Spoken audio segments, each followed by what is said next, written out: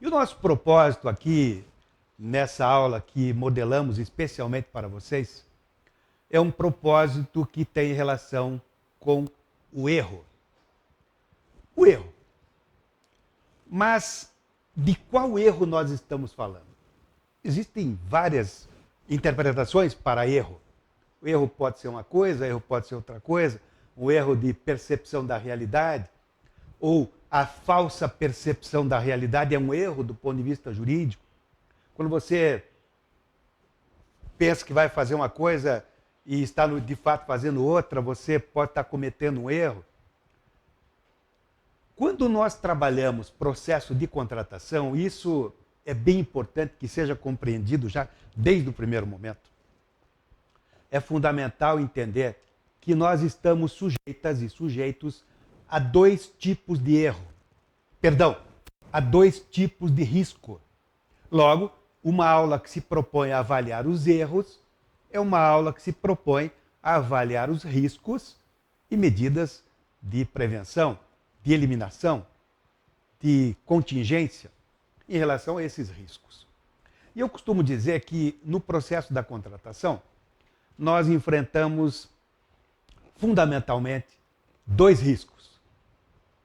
O primeiro risco é o risco institucional. Risco de não ter merenda escolar no dia das aulas, risco de não ter iluminação pública, risco de a coleta de resíduos não funcionar, risco de a guarda municipal não atuar corretamente, risco de nós não termos material didático no início das aulas ou no meio das aulas. E risco, então, de os municípios, eu vou falar de municípios, claro, mas você faça abstração, risco de não ter sentença, não ter prestação jurisdicional para aqueles que são de poder judiciário, risco de não ter lei, risco de o poder legislativo não editar suas leis, caso os contratos que celebramos, porque todos eles, sem exceção. Aliás, eu defendo que a única razão para que exista um contrato é o interesse público. Logo, qualquer contrato é funcional, é instrumental para que a nossa organização cumpra os seus objetivos. Esse é o risco institucional. E há também o outro risco, sobre o qual temos que avaliar a nossa atuação, que é o risco pessoal. O risco pessoal, o risco de, por conduta nossa, nós respondermos civilmente, ter que reparar prejuízo, perdermos nosso cargo, sofremos pena de multa, sofrermos até mesmo uma pena por improbidade administrativa, uma pena por crime, se a conduta que nós praticarmos no processo caracterizar, for tipificada como um crime. E nessa ótica é que nós vamos operar o nosso encontro, que poderia se chamar Como evitar o risco no processo da contratação. Em especial, não cometendo os erros que são os mais comuns, ou alguns dos erros que são mais comuns. Evidente que não são só 5. 5 é o conteúdo que nós conseguimos encaixar numa aula aberta dessa magnitude. Mas são diversos. Elencamos 5. Anacleto, mas você falou que ia tratar de erro. De que erro nós estamos falando?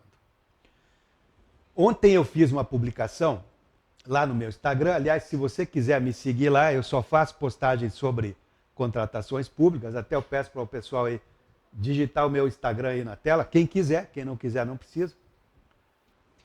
@joseanacleto.abduch, @joseanacleto.abduch. E ontem, por coincidência, e eu nem combinei nada com o Tribunal de Contas da União, na terça-feira foi publicado um novo boletim de jurisprudência em que o Tribunal de Contas dá um conceito de erro grosseiro. Por que o conceito de erro grosseiro é importante? Porque o artigo 28 do Decreto-Lei 4657 de 1932 e o artigo 5º da Lei 14.133 prevêem que o agente público, nós, só podemos ser responsabilizados pessoalmente por erro grosseiro ou dolo. Dolo é intenção, nem nessa seara, ninguém de nós aqui vai cometer um ato doloso, irregular, intencional no processo da contratação. Mas o erro me preocupa, porque erro, em outras formulações, o erro é culpa. E a culpa é caracterizada pela falta de cuidado. Você não foi cuidadosa. Atua com culpa. E o Tribunal de Contas da União, vou até buscar aqui no meu Insta, porque está lá, publiquei isso ontem, com comentários, inclusive. O Tribunal de Contas da União, ele vem dizer assim, olha só que bacana. Para fins do exercício do poder sancionatório do Tribunal de Contas da União, e claro, em geral, considera-se erro grosseiro aquele que pode ser percebido por pessoa com diligência abaixo do normal, ou que pode ser evitado por pessoa com nível de atenção aquém do ordinário, decorrente de grave inobservância do dever de cuidado. Se você deveria atuar com cuidado, não atuou, com negligência, fazer direito, não fazer de qualquer jeito, adotar as cautelas todas. Vou dar alguns exemplos depois. Você atuou com erro grosseiro. E ao atuar em erro grosseiro, culpa grave, poderá ser responsabilizado. Anacleto, mas se eu não atuar com erro grosseiro e ainda assim a conduta for invalidada, isso, qual é a repercussão deste fato? É muito simples. O ato pode ser invalidado. Por exemplo, o edital é nulo, não vale. Mas se você não foi descuidada, não será responsabilizado pessoalmente. É mais ou menos essa a lógica. Feita essa abordagem preliminar, primeiro erro mais cometido pelos municípios. Erro. Projeta a tela, por gentileza. Primeiro erro mais cometido pelos municípios. Tela. Erro na elaboração e na revisão dos regulamentos. Bons regulamentos facilitam o alcance da alta performance das contratações e evitam a responsabilização pessoal. Em primeiro lugar, volta aqui para mim. Eu tenho defendido já há muito tempo que bons regulamentos evitam a responsabilização pessoal. Eu vou dar um exemplo. Vamos fazer de conta que a pregoeira de uma licitação fica na dúvida. O licitante não apresenta documentos na hora que tem que apresentar, de habilitação, de proposta. Aliás, anteontem, eu fiz uma publicação de uma decisão também do Tribunal de Contas da União desta semana, e pus lá ainda em vermelho, importantíssimo, renovando uma posição de que nós podemos aceitar documentos novos e devemos aceitar documentos novos no processo para aproveitar propostas que são melhores do que as outras. Mas, imagine que nós temos lá uma pregoeira e o licitante pretende que ela aceite um documento novo, que não estava junto com os documentos na hora que deveria estar. E a pregoeira fica em dúvida, aceita, não aceita. E ela aceita. Veio o Tribunal de Contas e diz, não podia ter aceitado. Responsabilidade pessoal. Diferente é quando esta regra está no edital. A pregoeira tem que aceitar documentos novos no processo da licitação. Perceba então que se a pregoeira aceita documento novo nesta condição, não é ela que está decidindo. A instituição já decidiu, o município já decidiu e confirmou essa decisão, previu esta decisão no instrumento convocatório. É o que eu chamo de institucionalização das decisões, para afastar a responsabilidade pessoal. O dever de regulamentação já foi reconhecido pelo Tribunal de Contas também como um dever inafastável. Veja só, eu fiz esse é um acordo um pouquinho mais antigo do Tribunal de Contas da União, que eu andei divulgando lá na época em que eu estava estimulando ainda a regulamentação da nova lei pelos municípios. E fiz isso de maneira incansável. Olha o que diz o TCU sobre isso. Tribunal de Contas da União. O dirigente máximo do órgão, prefeito, governador, presidente da Assembleia Legislativa, presidente da Câmara, presidente do tribunal, o dirigente máximo do órgão deve ser responsabilizado quando comprovada omissão grave no dever de regulamentação.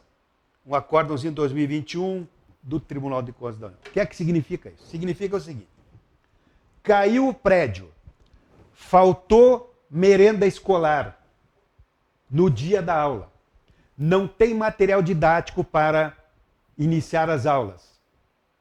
Bem, se isto aconteceu porque as pessoas de alguma forma não sabiam o que fazer, porque regras que eram fundamentais não estavam previstas na organização pública, há um defeito de governança, um defeito de organização. Não é brincadeira. Uma vez, isso eu não inventei, isso aconteceu.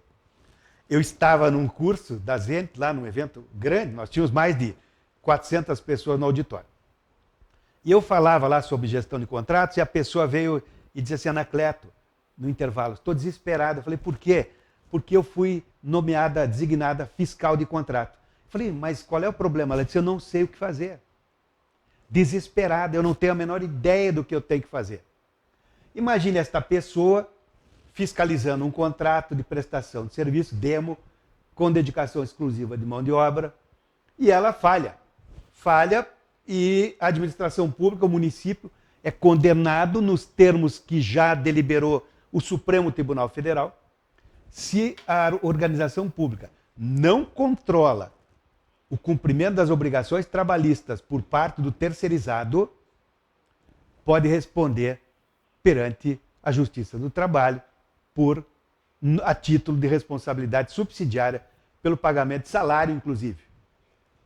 E vamos imaginar que falhou a fiscalização, reclamatória, R$1 milhão, a empresa não tem como pagar, o município é condenado a esse pagamento. 2 vezes. Já pagou uma vez, vai pagar de novo. Qual foi a causa deste vício? Fiscal que atuou mal. Mas o fiscal atuou mal por quê? Porque não sabia o que fazer. Por que ele não sabia o que fazer? Porque o prefeito não editou um regulamento, um manual, orientando esta pessoa como trabalhar. Você entendeu o que é o dever de governança? Sob o ponto de vista conceitual, governança tem um conceito, tem que falar. Conjunto de condutas de liderança, estratégia e controle postos em prática para avaliar, direcionar e monitorar tudo aquilo que acontece no processo da contratação. Anacleto, mas esse conceito nós já conhecemos. O que é que significa na prática? Na prática significa fundamentalmente 3 coisas. A alta administração, isso está lá no artigo 11, parágrafo único da Lei 14.133. A alta administração é responsável pela governança das contratações. E, presta atenção, deverá. Eu não falei poderá, se quiser, caso lhe convenha, deverá implementar processos e estruturas de gestão de riscos, controle interno. Sobre controle interno vamos falar daqui a pouco, que tem sido muito mal aproveitado nos processos de contratação. E eu vou até revelar o que eu ouvi de um município recentemente, um absurdo. Mas eu vou contar isso só na última questão, porque tem a ver com gestão de contrato. O fato, a historinha. Então você vai ter que ficar até o final para ouvir essa história bacana, lá no final, um absurdo, uma aberração.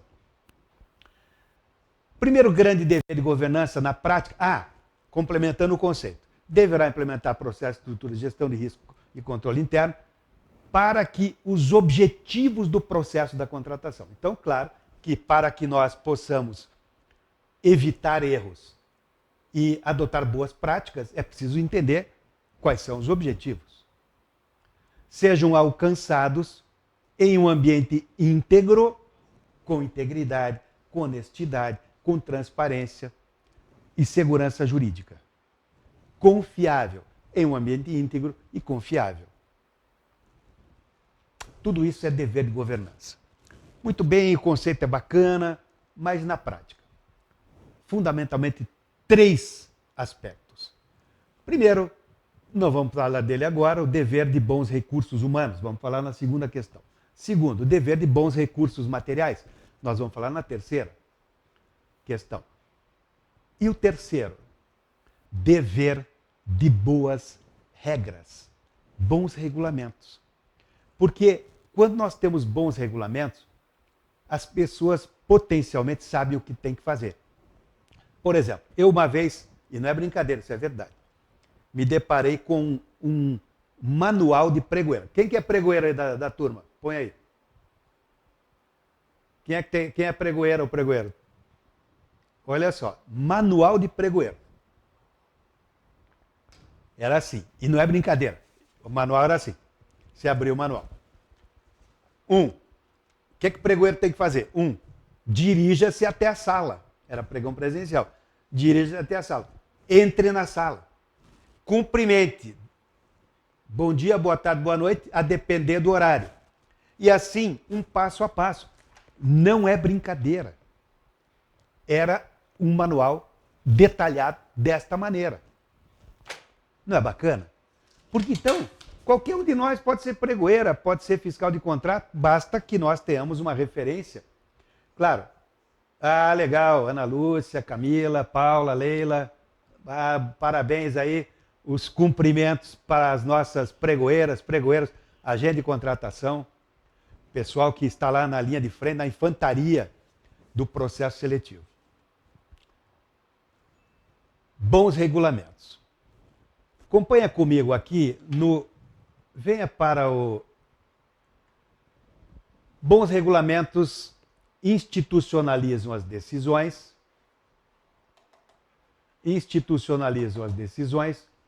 E, ou melhor, dá para botar aqui na Rede Globo? Bota aqui. Bons regulamentos institucionalizam, despessoalizam as decisões e afastam, portanto, a possibilidade, pelo menos em tese, é o que eu defendo, de responsabilização pessoal. O que é um regulamento ruim? Um regulamento que é só copiado. Veja, nós falamos em municípios, 5.750 municípios no Brasil. Tem município com 10 mil habitantes, 2 mil habitantes, tem município com 20 milhões de habitantes. É evidente que o regulamento do município de São Paulo não serve para o município de Campos do Jordão. É evidente que o regulamento de Jaboatão da Serra ou Jaboatão dos Guararapes, lá em Pernambuco, não serve para Curitiba.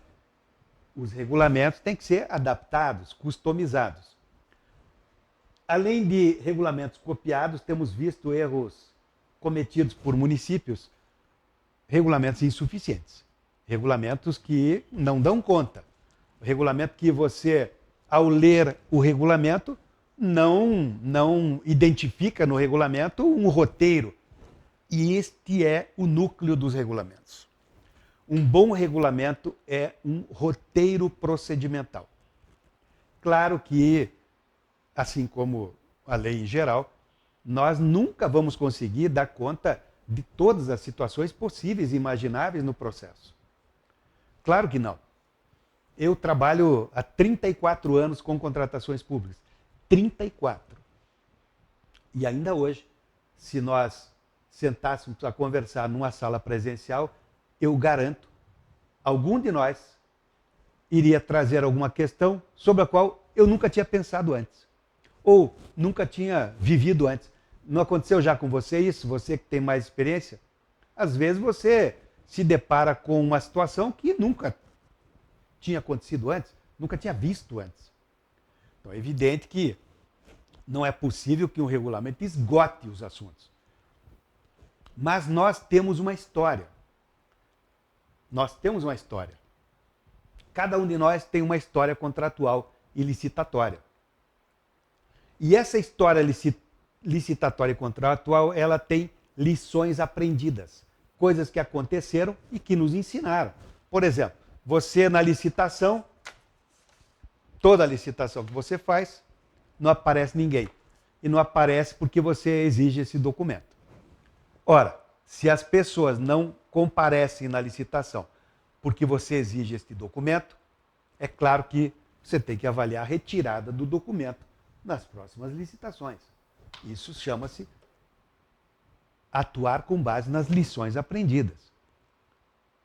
O artigo 169, parágrafo 3º, inciso 1 da Lei 14.133 prevê os agentes das linhas, não é?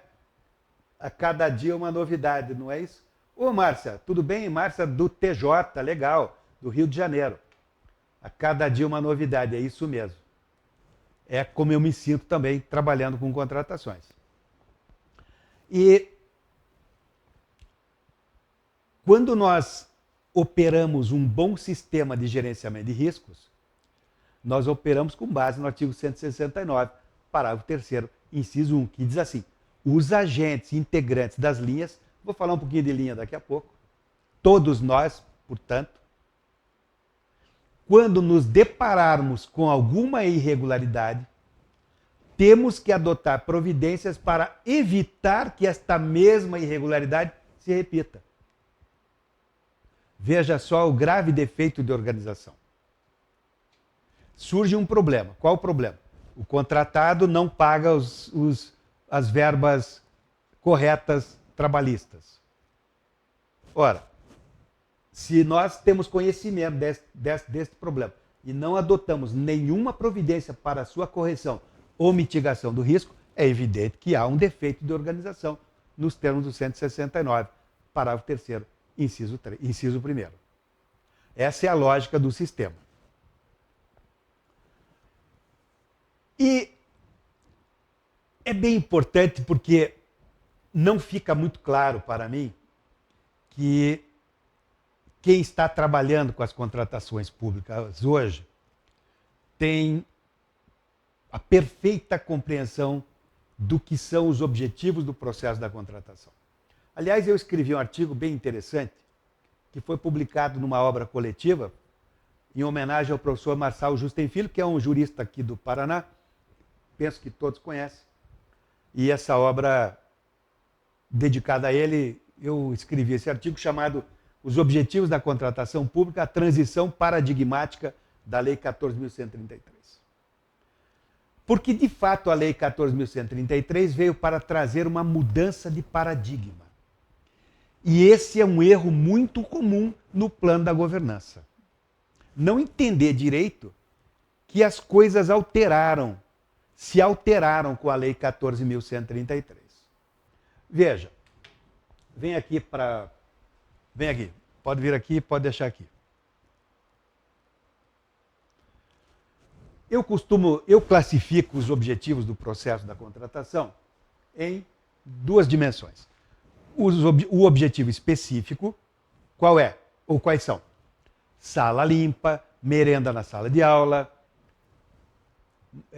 impressoras e material para os juízes darem a sentença, para prestigiar o nosso pessoal do Poder Judiciário. Esse é o objetivo, prédios vigiados, esse é o objetivo específico do contrato. O contrato serve para resolver problemas. Esse é o objetivo específico do contrato. Mas um dos erros de governança e de regulamentação muito comuns é não entender que um contrato não serve só para ter a sala limpa, ter o prédio vigiado, ter os documentos arquivados e sabe Deus lá quantas outras finalidades nós podemos encontrar para um contrato. Ter o cano consertado. Além desses, a lei determina, não é sugere, não é recomenda, a lei determina 4 objetivos. Assegurar a isonomia justa competição, igualdade no processo e processo honesto, com ações de integridade, programa de integridade, por exemplo. Mas eu quero focar aqui. Assegurar a seleção da proposta apta a produzir o melhor resultado para a administração. Vem aqui, é tão importante isso que eu vou até mudar de câmera. Aqui, nessa aqui. Com este objetivo, e toda a regulamentação deve levar a esse objetivo, eu vou lhe dizer. É proibido para a administração pública dos municípios, e toda ela, a partir dessa regra da Lei 14.133, é proibido comprar caneta que não escreve, grampo que não grampeia e café que ninguém toma. Eu não sei se você percebeu que eu disse é proibido. Logo, se por um defeito de regulamentação, edital mal feito, por exemplo, nós compramos café que ninguém toma, merenda que os alunos não comem, o paladar das crianças não aceita aquele produto que foi comprado pela administração, isso é mais comum do que você imagina. Tem muita história sobre isso. Haverá uma responsabilidade da alta administração. E mais, pode voltar aqui. Aqui. E mais.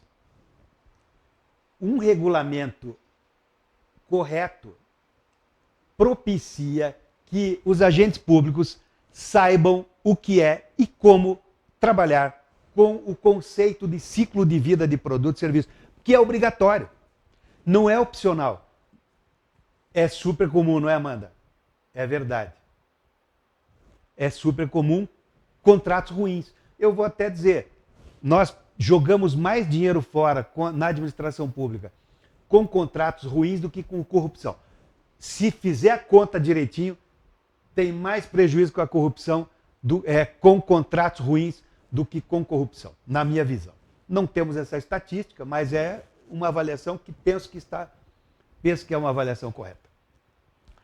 Ciclo de vida de produto e serviço. Como trabalhar com ela? Com ele, com esse conceito? Ora, o regulamento tem que explicar. Qualquer um de nós, o Aquilino Alves de Macedo, quando for elaborar um edital, um termo de referência, ele tem que ter no regulamento uma regra, um manual.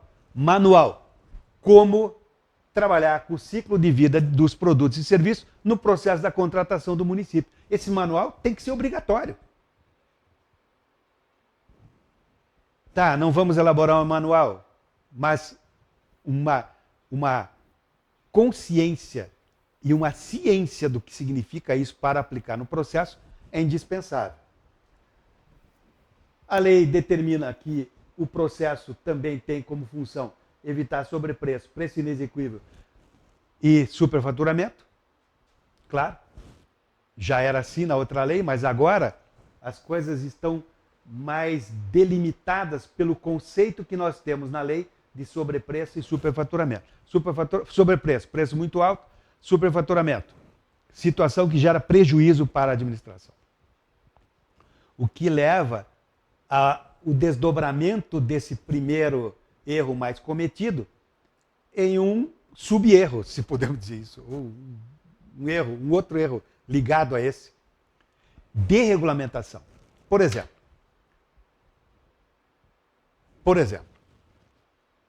não é aceitável que na sua organização você não tenha um manual de elaboração de orçamento estimativo. Eu aposto que ninguém tem. Com esse nome, Manual de Elaboração de Orçamento Estimativo.